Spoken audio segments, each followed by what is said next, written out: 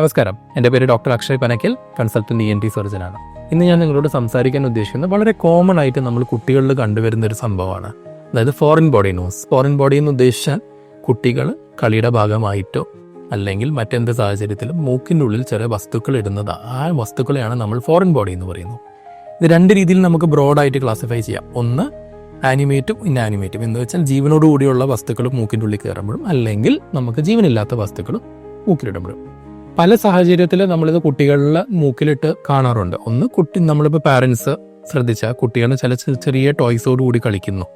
അപ്പോൾ പെട്ടെന്ന് ആ സാധനം കാണാനില്ല. അപ്പോൾ പാരൻസിന് ഡൗട്ടാവും, ഇത് മൂക്കിലെങ്ങാനും ഇട്ടോ എന്ന് പറഞ്ഞ് ഡോക്ടറിൻ്റെ അടുത്ത് കൊണ്ടുവരാറുണ്ട്. ഇല്ലെങ്കിൽ ഇത് കൂടെയുള്ളവർ കളിക്കുന്നു അല്ലെങ്കിൽ അവരുടെ സിബ്ലിങ്സ് ഇത് നോട്ടീസ് ചെയ്യുന്നു, കുട്ടി മൂക്കിൽ സാധനം ഇടുന്നു എന്നുള്ളത്. അങ്ങനെ കണ്ട് നമ്മുടെ അടുത്തോട്ട് വരാറ്. മൂന്നാമത്തെ കണ്ടീഷനാണ് നമ്മൾ ശ്രദ്ധിക്കേണ്ടതിൽ ഏറ്റവും കൂടുതൽ. അതായത് നമ്മൾ കുട്ടി മൂക്കിൽ ഈ ഒരു വസ്തു ഇട്ടു, അത് എന്തും ആയിക്കോട്ടെ, ചിലപ്പോൾ ഒരു ബീഡായിരിക്കാം, ചോക്കിൻ്റെ കഷ്ണമായിരിക്കാം, അല്ലെങ്കിൽ പേപ്പർ ആയിരിക്കാം, എന്തുമായിരിക്കാം. അത് ചിലപ്പം ആഴ്ചകളോളം അല്ലെങ്കിൽ ചിലപ്പോൾ ഒരു മാസം വരെയൊക്കെ നമ്മുടെ മൂക്കിൽ ഇത് അറിയാണ്ടിരുന്നു. ചിലപ്പോൾ നമുക്കൊരു ചെറിയ ഡിസ്റ്റർബൻസ് ഒക്കെ കാണും, അത് ജലദോഷമൊക്കെ ആണെന്ന് കരുതി പാരൻസും കൂടെയുള്ളവർ ഇഗ്നോർ ചെയ്യാം. ഇത് അവിടെ ഇരുന്ന് ഇൻഫെക്ഷൻ ആവും. ഇൻഫെക്ഷൻ ആയി കഴിഞ്ഞാൽ നമുക്കുണ്ടാകുന്ന സിംറ്റമാണ് മൂക്കിൻ്റെ ഉള്ളിൽ നിന്ന് മണത്തോടു കൂടി, അതായത് ഒരു മൂക്കിൽ നിന്ന് യൂണിലാറ്ററൽ നേസൽ ഡിസ്ചാർജ് എന്ന് നമ്മൾ പറയും, ഒരു മൂക്കിൽ നിന്ന് മണത്തോടു കൂടി പഴുപ്പോ അല്ലെങ്കിൽ വെള്ളമോ വരാം.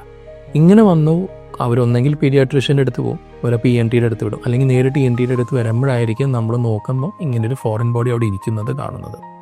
പിന്നെ നാലാമതായിട്ടൊരു റയർ കണ്ടീഷനുണ്ട്. അതായത് ഈ ഫോറിൻ ബോഡി ഇട്ട് കഴിഞ്ഞാൽ അത് മൂക്കിൻ്റെ ഉള്ളിൽ മാസങ്ങളോളം അല്ലെങ്കിൽ ചിലപ്പോൾ വർഷങ്ങളോളം ഇരുന്നിട്ട് അവിടെ കാൽഷ്യവും മാഗ്നീഷ്യത്തിൻ്റെ ഡെപ്പോസിഷൻ വന്ന് അതൊരു റോക്ക് പോലെ സോളിഡായിട്ട് ഭയങ്കര ഹാർഡായിട്ടിരിക്കും. റൈനോലിത്ത് എന്ന് പറയുന്ന കണ്ടീഷൻ.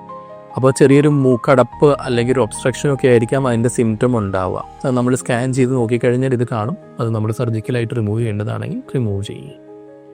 ഇനി ഫോറിൻ ബോഡി നമ്മൾ വന്നു കഴിഞ്ഞാൽ എന്താ ചെയ്യുക? നമുക്ക് മുമ്പിലുണ്ടാവുന്ന ഫോറിൻ ബോഡി, അതായത് നമ്മുടെ മൂക്കിൻ്റെ പുറത്തുനിന്ന് നോക്കുമ്പോൾ നമുക്ക് കാണുന്ന ഫോറിൻ ബോഡി ആണെങ്കിൽ നമുക്കത് OPയിൽ നിന്ന് തന്നെ കുട്ടീനെ ഒന്ന് പിടിച്ച് വെച്ച് കഴിഞ്ഞാൽ നമുക്കത് എടുത്ത് മാറ്റാവുന്നതാണ്. പക്ഷേ അത് പുറകിലോട്ട് കയറിയിട്ടുള്ള ഫോറിൻ ബോഡി ആണ് എന്നുണ്ടെങ്കിൽ കുട്ടി ചിലപ്പോൾ കോർപ്പറേറ്റ് ചെയ്തൊന്നും വരില്ല.